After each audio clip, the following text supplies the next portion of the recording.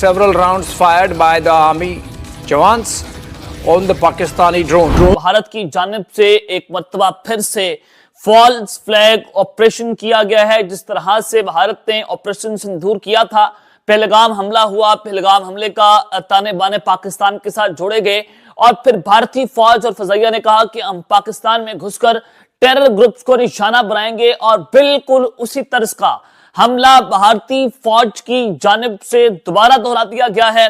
सरहद पर तनाव नए उरूज पर पहुंच गया। इंडिया के सीनियर जनरल्स की धमकियां और आईएसपीआर का सख्त रद्देमल। क्या सर क्रीक फिर से जंग की चिंगारी बन रहा है? क्या ये अल्फाज जंग की तैयारी हैं या सिर्फ सियासी शोर शराबा है? फराज साहबा, आप किस तरह देख रही हैं बलूचिस्तान की आवाम के लिए, बलूचिस्तान के लिए N25 गेम चेंजर साबित होगा? बिस्मिल्लाहिर्रहमानिर्रहीम। जी बहुत शुक्रिया।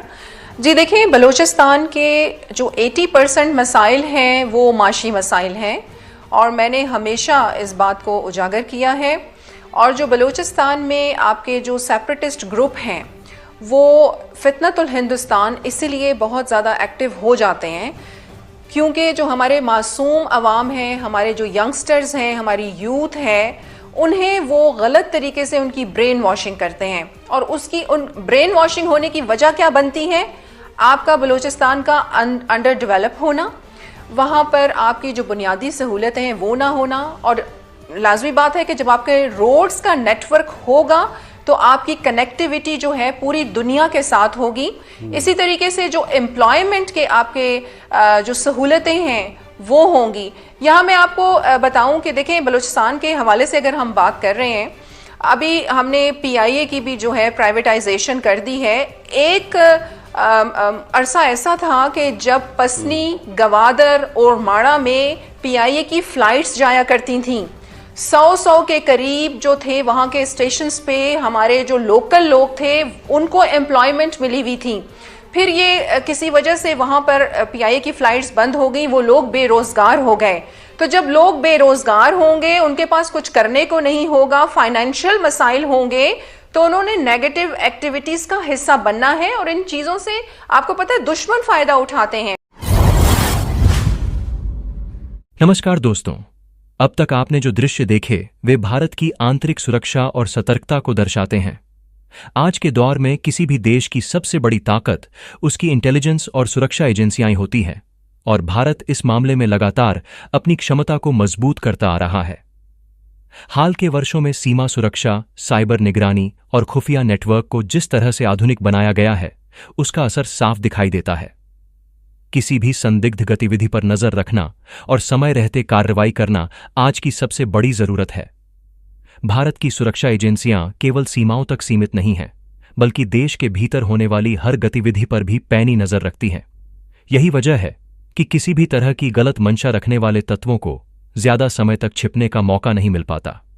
इस पूरे घटनाक्रम से यह संदेश जाता है कि भारत अब केवल प्रतिक्रिया देने वाला देश नहीं है, बल्कि रणनीतिक सोच और सतर्कता के साथ आगे बढ़ने वाला राष्ट्र बन चुका है। बदलते वैश्विक हालात में भारत की यह नीति देश की सुरक्षा, स्थिरता और भविष्य के लिए बेहद महत्वपूर्ण मानी जा रही है। ये बात हम बहुत वाज़ेह आपको बता चुके हैं कि 2020 से शुरू होने वाली आलमी जंगें 2030 तक पूरी दुनिया में खौफनाक तबाहियां मचाएंगी। 2020 में इन्होंने एक बायोलॉजिकल वॉर पूरी दुनिया पर मुसल्लत की थी।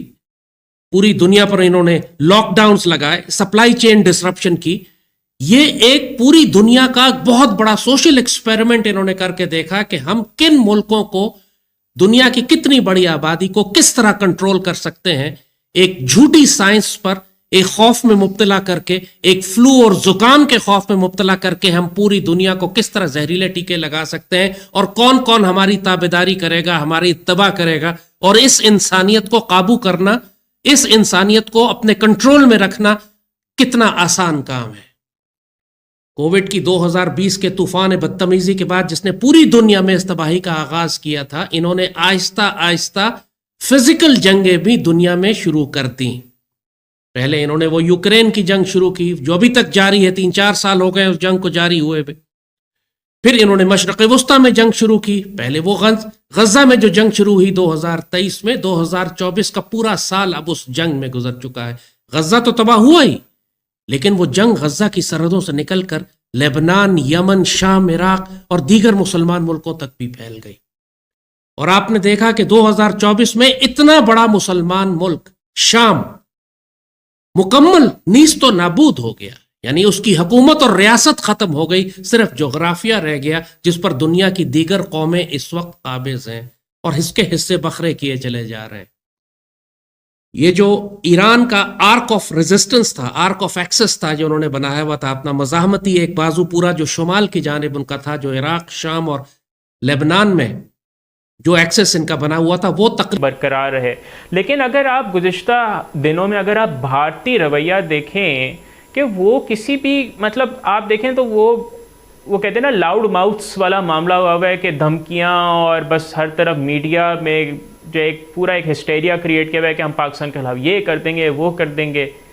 क्या वजह है इसकी? वो क्यों इस तरह का रवैया रखे हुए हैं? मोहित साहब बहुत शुक्रिया। देखिए, पहली बात तो ये है कि 2014 से जब से प्राइम मिनिस्टर मोदी पावर में आए हैं, आप मुझे बताएं क्या इन 11 सालों के अंदर क्या हम एक कदम भी आगे बढ़े हैं? नहीं। हम हर साल, हर 6 महीने बाद, हर महीने बाद हम पीछे की तरफ आए हैं। हमने जो मुआहदे किए वो भी खत्म कर दिए, जो एग्रीमेंट्स किए उससे भी पीछे हट गए। सो हर चीज ये नरेंद्र मोदी साहब के दौर में ये उन्होंने इनिशिएटिव लिए कि अब हमने इस डगर पे चलना है, पहली बात।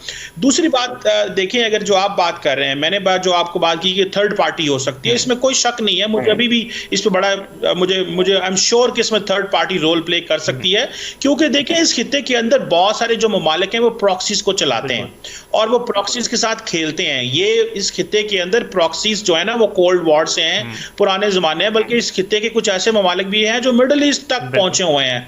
मैं समझता हूँ कि के अंदर तो सारे बैटल प्लान्स आर रेडी।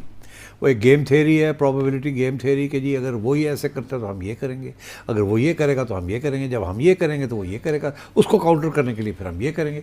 तो पूरे डिटेल के अंदर ये गेम थ्योरी, ये पूरी प्लानिंग होती है, ऑप्शंस। सो वो तो कॉन्स्टेंटली हो रहा है और अब और भी जैसे कहते हैं अर्जेंसी के साथ हो रहा है, क्योंकि खुद नरेंद्र मोदी कहते हैं कि वी हैव पॉज्ड ऑपरेशन सिंदूर, हम फिर आएंगे हम। तो उनका तो इरादा बड़ा क्लियर है, उसके ऊपर तो कोई शक नहीं है। तो इसलिए we have to be ready.